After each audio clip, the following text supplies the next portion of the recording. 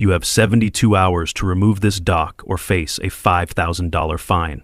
This HOA Karen screamed those words at me, then literally stormed into my lake cabin with a crowbar while I was meeting the state attorney general. Glass exploding everywhere, a middle-aged woman completely losing her mind with a weapon, and the state's top prosecutor watching in pure shock as this psychotic breakdown happened right in front of her. But what drove this woman to risk everything in such a desperate, insane attack? The answer will shock you more than her crowbar rampage. This isn't just about HOA drama, it's about family secrets and the perfect revenge. Echo Store's viewers, comment below where you're watching from. Let me start from the beginning because honestly, you need the full picture to understand just how insane this whole situation became. 6 months ago, I thought I'd finally found my slice of heaven. After 15 years of practicing law in downtown Chicago, dealing with corporate backstabbing and 60-hour work weeks, I was completely burned out. When my old law school buddy told me about this gorgeous lake cabin in Lakewood that was up for sale, I didn't even hesitate. The photo showed this perfect little wooden retreat sitting right on the water with a private dock and surrounded by tall pine trees. It looked like the kind of place where a guy could finally get some peace and quiet, maybe do some fishing, work on cases from home, and just breathe for once in his life. The first morning after I moved in, I was standing on my new deck at 6 a.m., holding my coffee and watching the sunrise paint the lake in these amazing golden colors. For about 30 seconds, I actually thought I'd made the right decision. Then I heard this sharp knock on my front door, and when I opened it, there she was. Diana Blackwood stood there in a crisp navy blazer, holding a clipboard that looked thicker than a phone book, with some kind of electronic device in her other hand that was beeping every few seconds. She had this perfectly styled silver hair and these cold blue eyes that seemed to be calculating something behind wire-rimmed glasses. "Good morning, Mr. Carter," she said in this clipped, professional tone that immediately put me on edge. "I'm Deanna Blackwood, president of the Lakewood Homeowners Association. I've received reports of noise violations coming from this property." I almost laughed because I thought she was joking. Noise violations? I'd literally just moved in yesterday and I've been awake for exactly 20 minutes. But Diana wasn't smiling. She held up her little device and said, "Your coffee grinder exceeded our community noise ordinance of 45 decibels. This is your official warning." I stood there in my pajamas, coffee mug still in my hand, trying to process what I was hearing. This woman was seriously telling me that making coffee in my own home was too loud for the neighborhood. "Ma'am, with all due respect, I have a right to make coffee in my own kitchen." Diana's expression didn't change as she pulled out her phone and started recording. "Mr. Carter, you just admitted to willfully violating HOA regulations. That's a secondary infraction under Section 15.2 of our community guidelines." The next day, I decided to build the dock that had been in my plans since I bought the place. I had all the proper permits from the city, everything was completely legal, and honestly, it was going to be beautiful. I spent the morning laying out the materials when Diana appeared again, this time with a measuring tape and what looked like a laser pointer. She walked right up to my property line and started taking measurements of my dock frame. "Mr. Carter, this structure violates HOA Regulation 4.7. It extends 2.3 inches beyond the approved waterfront setback. You have 72 hours to remove it, and there's a $5,000 fine." I felt my blood pressure spike because this was exactly the kind of petty bureaucratic nonsense I'd moved here to escape. "Deanna, I have permits from the city. This dock is completely legal." She looked at me like I was a particularly slow child and said, "City permits don't override HOA regulations, Mr. Carter. You should have checked with us first." That's when I made my first big mistake. Instead of staying calm and professional like I would with any other legal dispute, I lost my cool. "You're abusing your authority. I'm not tearing down my legal dock because you say it's 2 inches too long." Diana's eyes actually lit up as she held her phone higher, making sure she was getting everything. "Mr. Carter, you just threatened a member of the HOA board. That's a violation of Section 15.2. I realized she'd been baiting me, but it was too late. The damage was done, and I could see the satisfaction in her face as she'd gotten exactly the reaction she wanted. This wasn't just some overzealous HOA president. This was someone who knew exactly how to push people's buttons and get them to incriminate themselves. After Diana left, I was standing there feeling like an idiot when my elderly neighbor, Mrs. Wilson, came over. She was this sweet woman in her late 60s who'd been watching the whole confrontation from her garden. "Michael," she said quietly, glancing around like she was worried someone might overhear, "Diana Blackwood is very powerful around here. Maybe you should consider cooperating a little bit." The way she said it sent a chill down my spine, because Mrs. Wilson looked genuinely scared. "What do you mean, powerful?" I asked. But she just shook her head and hurried back to her house. 10 minutes later, my phone rang, and it was Jennifer White, an old friend from law school who now worked for a nonprofit that helped homeowners deal with HOA abuse cases. "Michael, I heard you moved to Lakewood. Please tell me you're not having problems with the HOA already."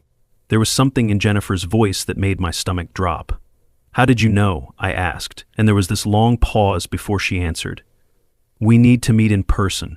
There are things about Diana Blackwood that you need to know, and I can't discuss them over the phone." As I hung up, I realized that my peaceful lakeside retirement might be turning into the biggest legal battle of my career. What exactly does Jennifer know about Diana that she can't say over the phone? Type red if you think Jennifer's hiding something dangerous. The next morning, I met Jennifer at this little coffee shop about 20 minutes from Lakewood. She looked exactly the same as she had in law school, except now there were worry lines around her eyes that definitely hadn't been there 15 years ago. Jennifer had always been the smartest person in our constitutional law class, the kind of student who could spot legal loopholes that even the professors missed. So when she slid a manila folder across the table and said, "Michael, you're in more trouble than you realize," I knew I needed to listen carefully. Diana Blackwood isn't just some power-hungry HOA president. She's been doing this for years, moving from community to community, and every place she's been has ended up with massive financial scandals. Jennifer opened the folder and showed me newspaper clippings from 4 different towns, all featuring the same silver-haired woman in various HOA leadership positions. The headlines ranged from embezzlement investigation to former HOA president flees town, but the photos were definitely of Diana. While Jennifer was explaining Diana's pattern of taking over HOAs and implementing expensive improvement projects that never seemed to get completed, my phone buzzed with an email from an anonymous account. The subject line read, "Proof Diana scammed my family," and included what looked like receipts and bank statements showing a family had been charged $8,000 for emergency roof repairs that were never done. I felt this surge of validation because finally here was concrete evidence that Diana was exactly the kind of criminal I suspected. Without thinking it through, I immediately started planning how to investigate this lead, maybe track down this family and get their testimony. "This is perfect," I told Jennifer, showing her the email.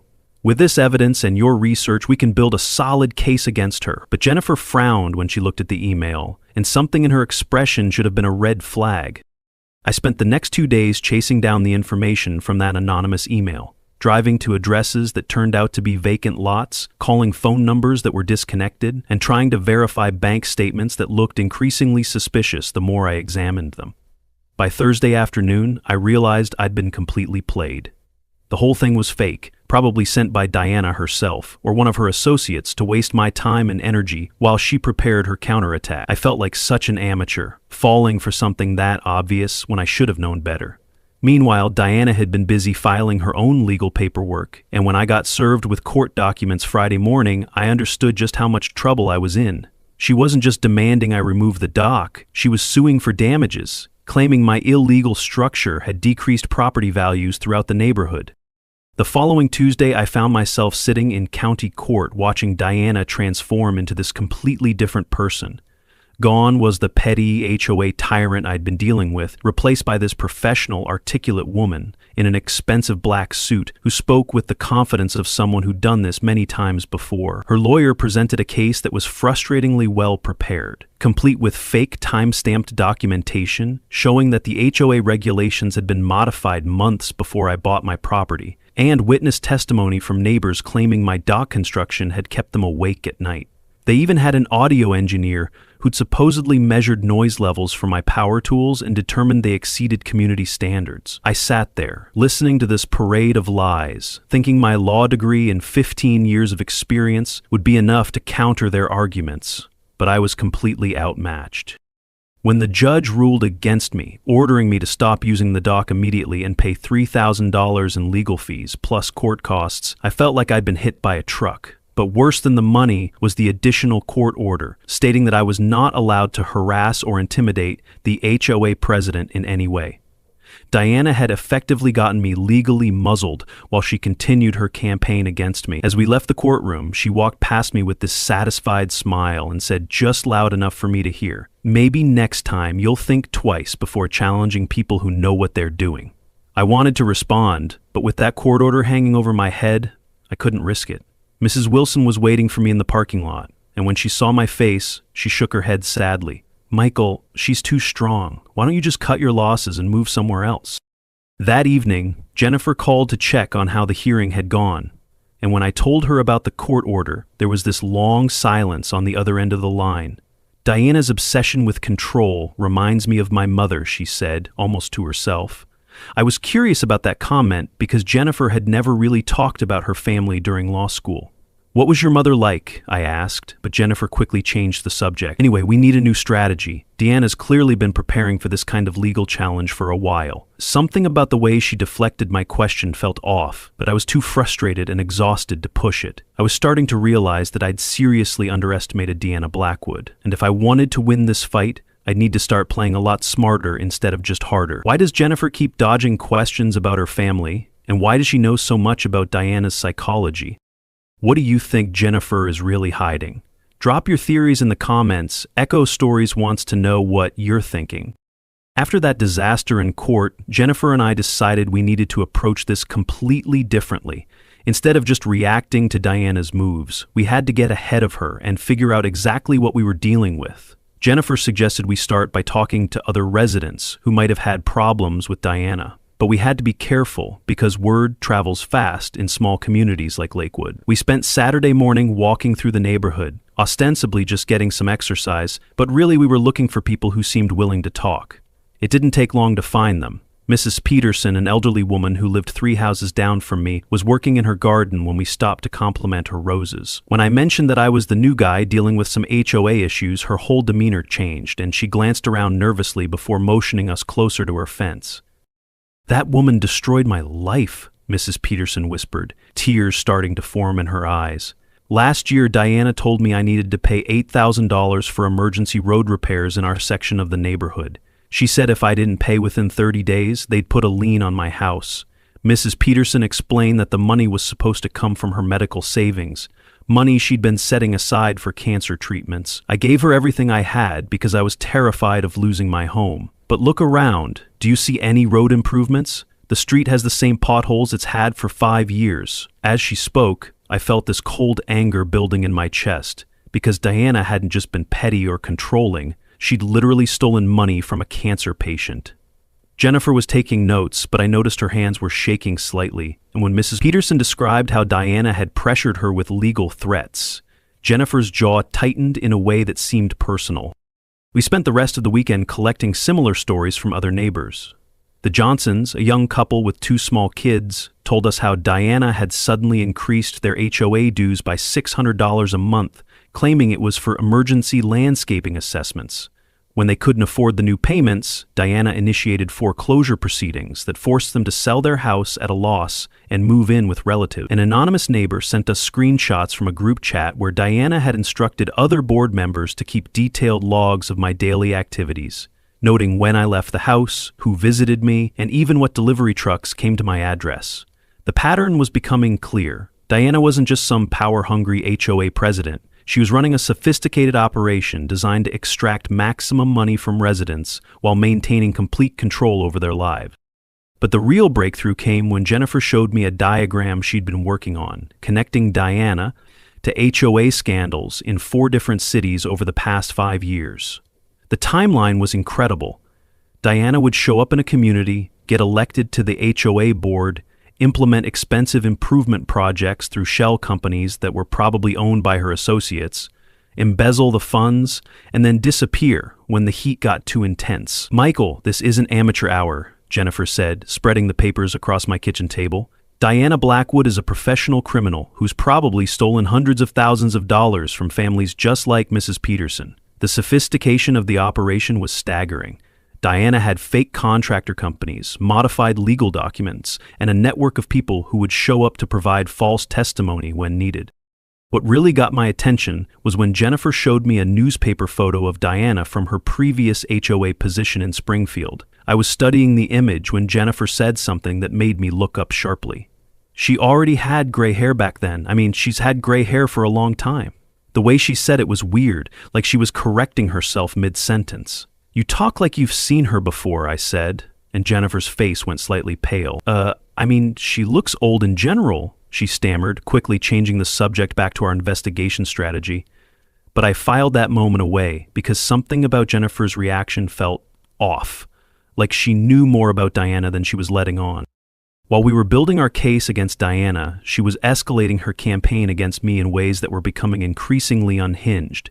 First, she started having random piles of garbage mysteriously appear in my yard. Then she'd report me to the city for environmental violations. I installed security cameras around my property and caught her people dumping trash bags behind my shed at 2 a.m. But when I showed the footage to the police, they said it was a civil matter that had to be handled through the HOA dispute process. Then I discovered that someone had installed hidden cameras pointed at my house from the neighbor's property, and when I traced the equipment back, it led to a security company that Diana Shell Corporation had hired.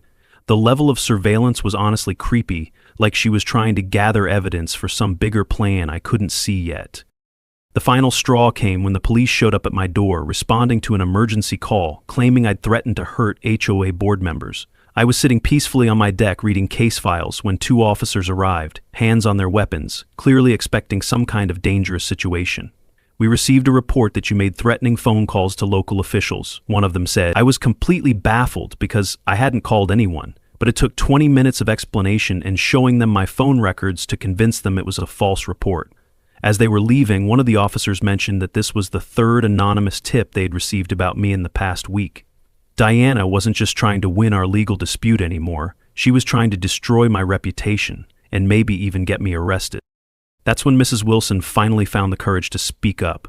She knocked on my door that evening, looked around nervously to make sure no one was watching, and said, "Michael, I saw what happened with the police today. Diana was baiting you at that neighborhood meeting. I think she planned it all. The way she smiled when you exploded, that wasn't a natural reaction." Wilson explained that she'd been watching Diana operate for 3 years, and every family that had challenged her had ended up leaving the neighborhood under mysterious circumstances. She doesn't just want to win arguments, she wants to completely destroy anyone who stands up to her. As I listened to Mrs. Wilson describe Diana's pattern of systematic intimidation, I realized that this had stopped being about a dock or HOA regulations a long time ago. Diana saw me as a threat to her entire operation, and she was willing to use every dirty trick in the book to eliminate that threat. How long has Diana been manipulating situations to destroy people, and how many others has she broken before me? Type trapped, if you've ever felt manipulated by someone in power. By the end of that week, I thought things couldn't get worse. I was wrong. Diana decided to take her campaign public by organizing what she called an emergency neighborhood meeting to address ongoing safety concerns in our community. The flyer that appeared in everyone's mailbox made me sound like some kind of dangerous criminal who was threatening the peaceful way of life in Lakewood.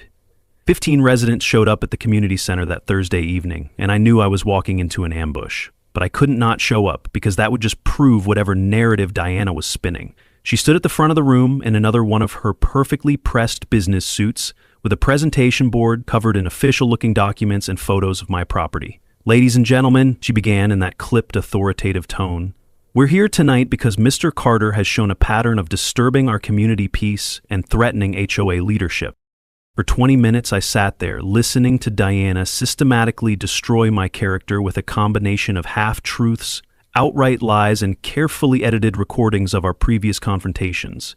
She played the audio of me saying I wouldn't tear down my dock, but edited out the part where I mentioned having legal permits. She showed photos of the trash violations in my yard, but didn't mention that her people had dumped that garbage there in the middle of the night. Every piece of evidence was designed to make me look like an unstable, angry person who couldn't follow simple community rules. The worst part was watching my neighbors' faces as they absorbed this propaganda. People I had waved to every morning were now looking at me like I was some kind of threat to their safety. Mrs. Wilson wouldn't even make eye contact, probably terrified that Diana would target her next if she showed any support for me. When Diana finally finished her presentation, she looked directly at me with this satisfied smirk and said, "Mr. Carter clearly has anger management issues that make him unsuitable for our peaceful community." That's when I completely lost it. Every frustration from the past month, every sleepless night worrying about legal bills, every moment of feeling helpless against her systematic campaign of harassment, it all exploded out of me at once. "Enough!" I shouted, jumping to my feet. "You're a fraud. You stole Mrs. Peterson's medical money. You've been running scams in 4 different cities. I'll expose you for what you really are." The room went dead silent, and I could see at least 6 people holding up their phones, recording every word of my outburst. Diana's expression didn't change at all. She just stood there calmly, almost like she'd been expecting this exact reaction. "Ladies and gentlemen," Diana said in this perfectly controlled voice, "you just witnessed Mr. Carter admit to stalking residents, violating privacy, and now making false accusations against elected officials. This man is clearly dangerous." The way she delivered those lines was so smooth, so practiced, that I realized she'd probably used this exact script before, with other people in other communities. Everyone in the room was staring at me like I'd just confirmed their worst fears about me. I tried to explain about the evidence Jennifer and I had gathered, about Diana's history in other towns, but the damage was done. I'd played right into her hands by losing control in front of witnesses, and now I looked exactly like the unstable troublemaker she'd been portraying me as. As people filed out of the meeting, I heard whispered conversations about getting restraining orders, and maybe calling the police if they saw me acting suspiciously around their properties. The legal consequences came faster than I expected. Within 48 hours, I had a restraining order that prohibited me from coming within 500 feet of Diana, which effectively banned me from using most of the community facilities and even parts of the main road through Lakewood. The appeals court hearing the following week was a complete disaster. Diana's lawyer presented the recordings from the neighborhood meeting as evidence of my escalating pattern of harassment and intimidation. They had witness statements from neighbors claiming they now felt unsafe with me living in the community. The judge awarded Diana $15,000 in damages for emotional distress and security expenses, plus all her legal costs. I walked out of that courthouse feeling like my entire world had collapsed. The cabin that was supposed to be my peaceful retreat had become the most expensive mistake of my life. That night, I sat on my deck drinking whiskey and seriously considering just giving up entirely. I'd deleted all the investigation files from my computer, drafted a resignation email from my law firm, and was looking at real estate listings in other states. "I came here to escape drama," I muttered to myself, staring out at the lake that had once seemed so peaceful. "Now I've created the worst drama possible. Maybe Diana wins because she's actually smarter than I." I felt like a complete failure as a lawyer and as a person. Here I was, supposedly this experienced attorney who should know better, and I'd been outmaneuvered by a small-town HOA president at every single turn. The worst part was knowing that Diana was probably sitting in her house right now, celebrating another victory and planning her next move against some other unsuspecting victim. That's when Mrs. Wilson knocked on my door. She looked around nervously before stepping inside, and I could see she was genuinely scared. "Michael, I saw what happened at the meeting. Diana was baiting you.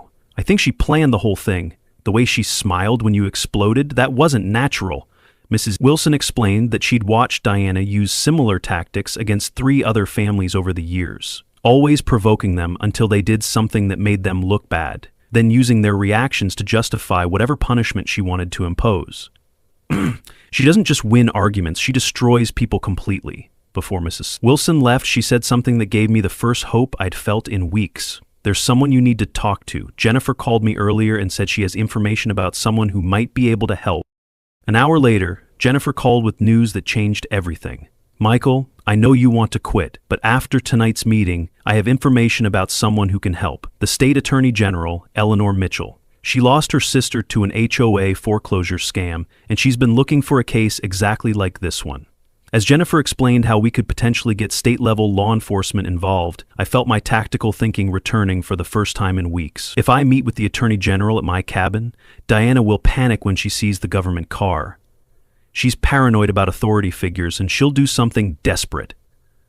Jennifer agreed to arrange the meeting, and as we talked through the logistics, I realized that sometimes to win a war, you need your enemy to make a bigger mistake than yours. Will Diana's paranoia make her walk straight into my trap, or does she have one final move that could destroy everything? Who do you think is really playing who in this game? Share your predictions with Echo Stories below. The morning of the meeting, I was up at 6 a.m., pacing around my cabin like a caged animal. Jennifer had scheduled the appointment with Attorney General Mitchell for 9 o'clock, and I'd spent the previous night organizing every piece of evidence we'd collected into a presentation that would hopefully convince a state official to take action against Diana's operation. I had financial records showing the embezzled funds, witness statements from victims across 4 different communities, photos of the surveillance equipment Diana had installed around my property, and recordings of her threatening behavior. My hands were actually shaking as I made coffee, not from nerves but from anticipation. After weeks of feeling helpless and outmaneuvered, I finally had a chance to turn the tables on Diana Blackwood. But at 9:15, when there was still no sign of a government vehicle in my driveway, I started to worry that something had gone wrong. The phone call at 9:30 crushed what was left of my optimism. "Mr. Carter, this is Attorney General Mitchell's office. I'm very sorry, but the Attorney General has been called into an emergency legislative session this morning. She might not be able to make it until this afternoon and possibly not at all today." I felt like someone had punched me in the stomach. I'd lost everything, I said out loud to my empty cabin. Now even the Attorney General is abandoning me. I slumped into my kitchen chair, staring at all the carefully organized evidence that suddenly seemed pointless. Here I was, supposedly this brilliant legal mind, and I couldn't even get a single meeting with someone who might actually be able to help me. The irony was crushing. I'd moved to this lake to find peace, and instead I'd found the most stressful situation of my entire career. What I didn't know was that Diana had been watching my cabin since dawn, sitting in her white Mercedes about a quarter-mile away with a pair of binoculars. She'd noticed the unusual activity around my property, the way I'd been cleaning and organizing, and when she saw me dressed in my best suit on a weekday morning, she knew something big was happening. Diana had successfully scammed 4 different HOA communities over 5 years. But Michael Carter was the first person who'd ever gotten close to connecting all the pieces of her operation. If I succeeded in exposing her pattern, it wouldn't just mean trouble for her current scam in Lakewood. Every previous community she targeted would start investigating their missing funds, every family she'd cheated would demand justice, and her entire criminal enterprise would collapse like a house of cards. Around 10:30, Diana received a text message from one of her associates that made her blood run cold. News spreading to Springfield HOA. Other communities are asking questions. You need to shut this down now or we're all going to prison.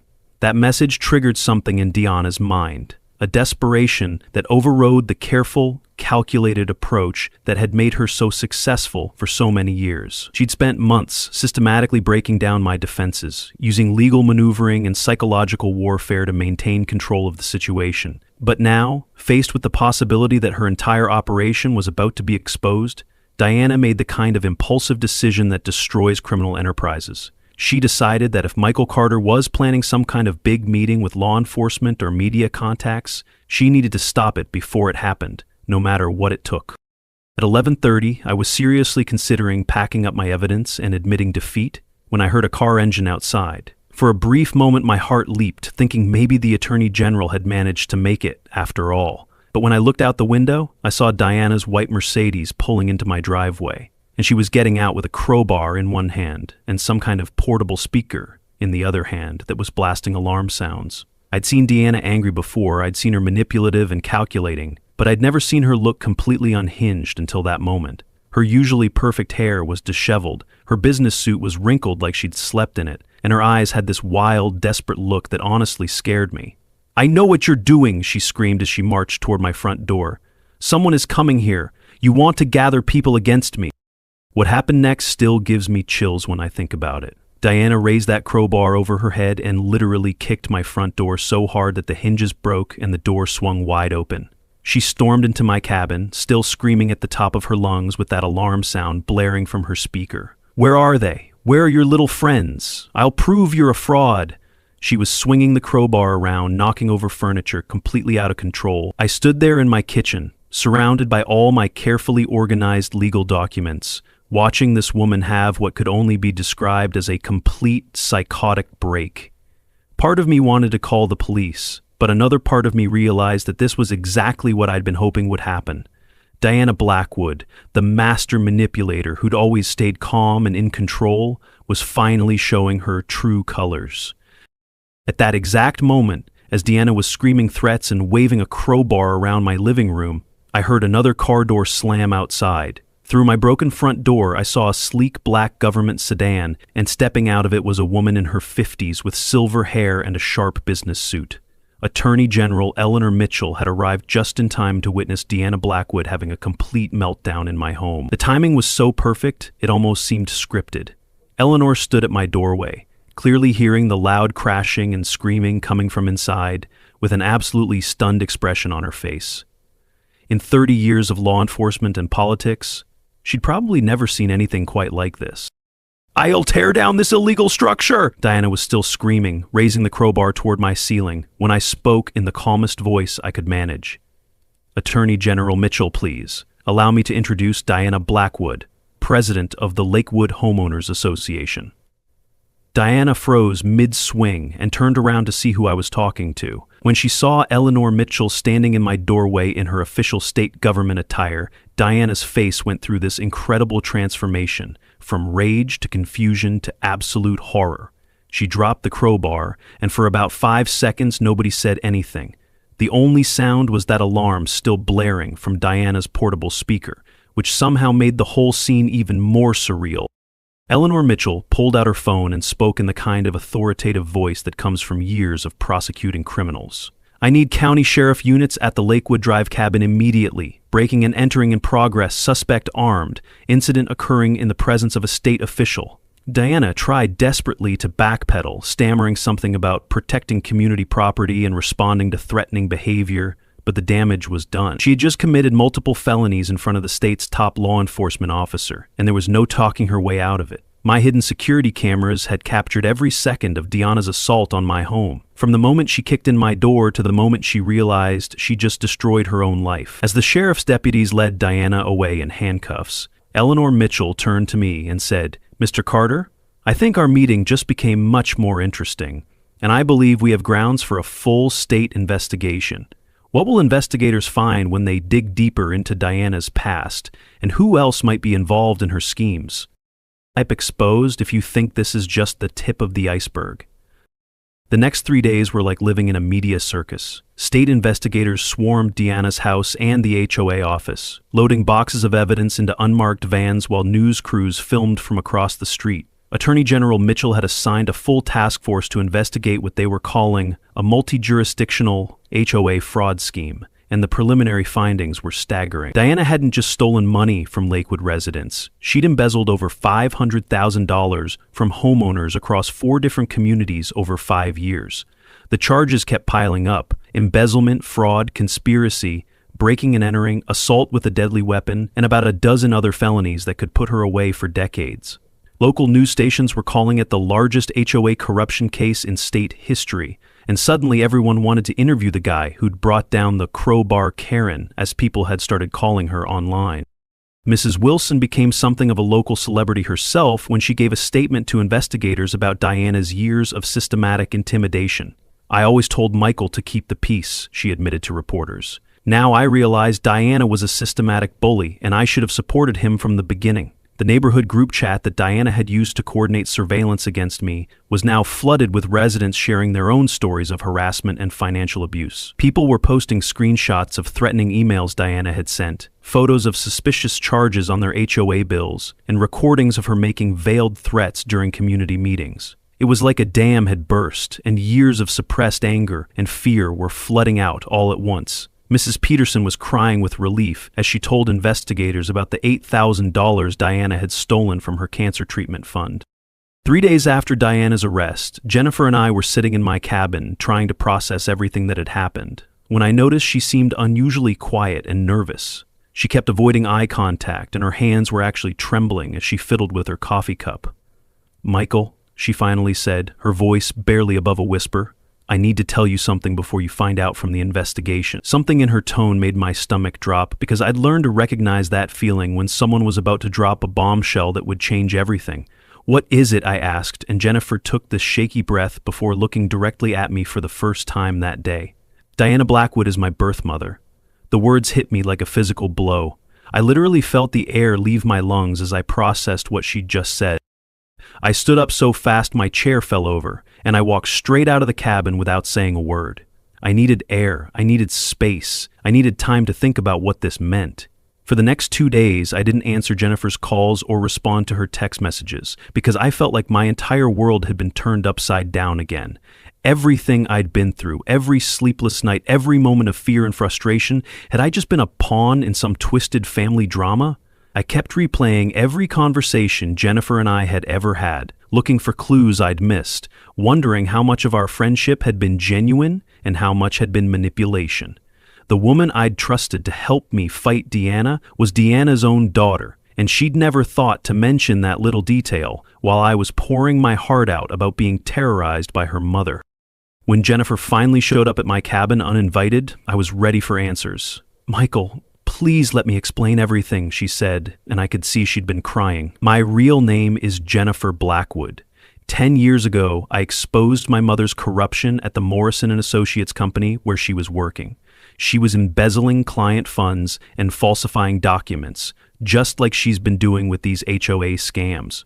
When I testified against her, she disowned me completely and told everyone in our family that I was dead to her." Jennifer explained that she'd changed her last name back to her mother's maiden name, White, and had spent years tracking Diana's movements from community to community, documenting her crimes but never quite having enough evidence to stop her.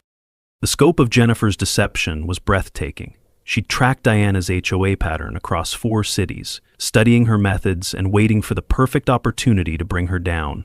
"I chose you specifically, Michael," she admitted, tears streaming down her face. "You're a lawyer, you're principled, but you weren't connected to Diana in any way. You were the perfect person for the job." Even more shocking was the revelation that Jennifer had secretly arranged for me to buy the cabin through her real estate contacts, placing me directly in Diana's territory, like a chess piece being moved into position. "At first, you were just a tool for revenge," Jennifer said.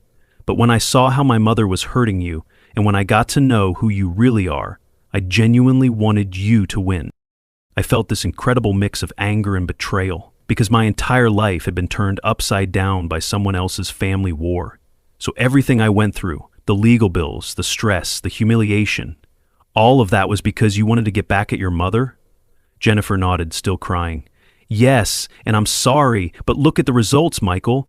Diana has finally stopped. The community is free from her tyranny, and she'll never be able to hurt anyone else again." I wanted to stay angry, but the rational part of my mind recognized that Diana had needed to be stopped. And if Jennifer hadn't pushed me into this situation, Diana would still be out there destroying families and stealing from vulnerable people like Mrs. Peterson.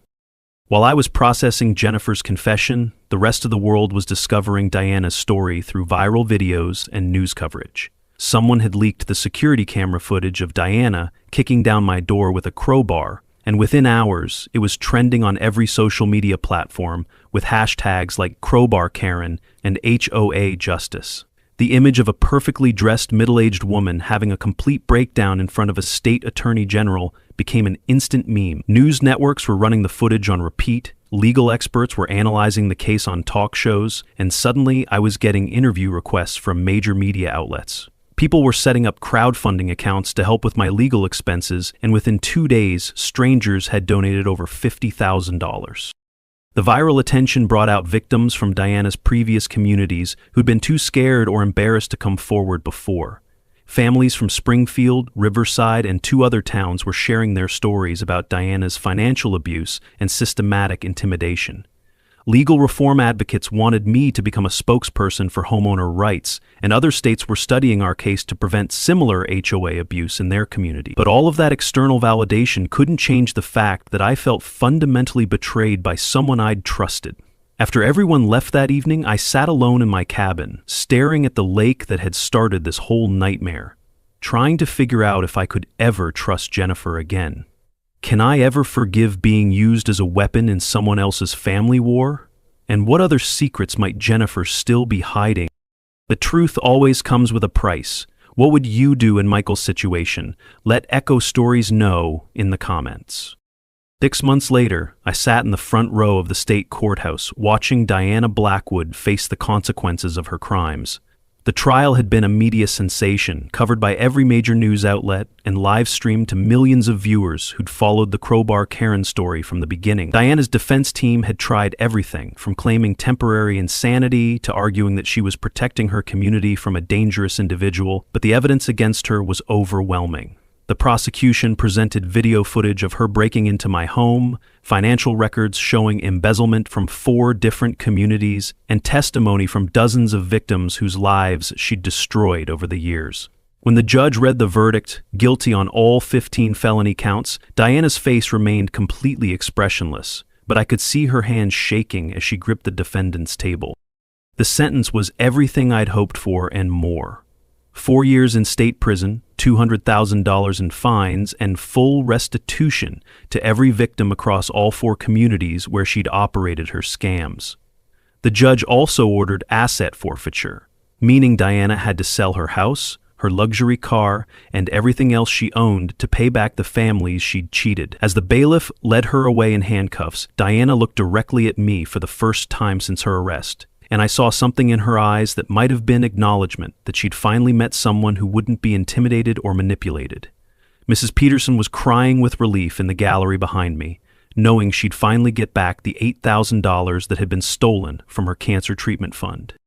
After the trial, I drove back to Lakewood and sat by the lake where this whole nightmare had started, looking at my dock that was now completely legal and peaceful. I reflected on the journey that had brought me here, from that first morning when Diana showed up with her noise meter to watching her get sentenced for multiple felonies. I came here to escape conflict, I said out loud to the water. Instead, I found the biggest conflict of my life. But sometimes you can't run from fights that matter. My phone rang, interrupting my thoughts, and Mrs. Peterson's voice came through with more joy than I'd ever heard from her. "Michael, because of you, I'm getting my money back for medical treatment. You literally saved my life." Conversations like that made every sleepless night and every moment of stress worth it. A week after the sentencing, I finally called Jennifer. We'd barely spoken since her confession about being Diana's daughter, but I'd had time to process the complex emotions around her deception. "I've had time to think," I told her. "You manipulated me, but Diana needed to be stopped. Are you ready to do this the honest way from now on?" Jennifer's relief was audible through the phone. "More than ready. I want to help other communities fight HOA abuse, but with complete transparency this time." She joined my law practice as an HOA abuse prevention specialist, and together we started taking cases from all over the state. The experience of being on the receiving end of systematic intimidation had given me insights into victim psychology that made me a better advocate for people facing similar situations. The legislative impact of our case exceeded my wildest expectations. State lawmakers had introduced the Homeowner Protection and HOA Transparency Act, which everyone was calling Michael's Law in news coverage and legal circles. The bill required mandatory financial audits for any HOA managing more than 50 units, criminal background checks for all board members, and established a clear bill of rights for homeowners with an independent appeal process. When I testified before the state legislature, I told them, HOAs serve an important function in maintaining communities, but unchecked power corrupts absolutely. This law ensures that Diana Blackwood was the last of her kind in our state. The bill passed with overwhelming bipartisan support because everyone recognized that HOA abuse affects constituents across all political lines. The most satisfying moment came a few months later when I was driving to a nearby coffee shop and spotted Diana in an orange vest picking up litter along the highway shoulder about 2 miles from Lakewood. Her community service assignment was part of her sentence, and seeing the woman who'd once terrorized an entire neighborhood reduced to cleaning trash on the side of the road felt like poetic justice. I rolled down my window as I drove past and called out, "Good morning, Diana. Looks like community service suits you." She was required to be civil due to court supervision, so she just nodded stiffly and said, "Morning." I couldn't resist adding, "Traffic seems lighter when justice is served," before driving away with a smile.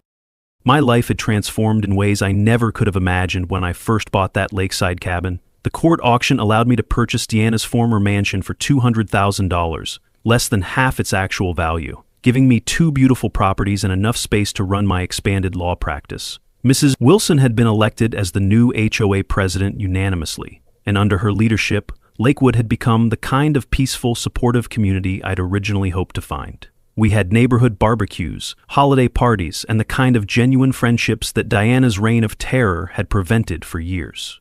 Other states were studying our Lakewood transformation as a model for reforming HOA governance and preventing abuse. Last week I was checking email at my home office when a new message caught my attention. The subject line read, HOA president bans Christmas decorations, threatens foreclosure for religious displays. I called out to Jennifer, who was working in the next room. Pack the briefcase, we've got another Karen to handle. As I read through the details of this new case, involving a power-hungry HOA president in a neighboring county who was targeting families for displaying religious symbols, I felt that familiar surge of determination. Diana Blackwood had taught me that sometimes the most important battles are the ones you never planned to fight, and that justice often requires ordinary people to stand up against systematic abuse.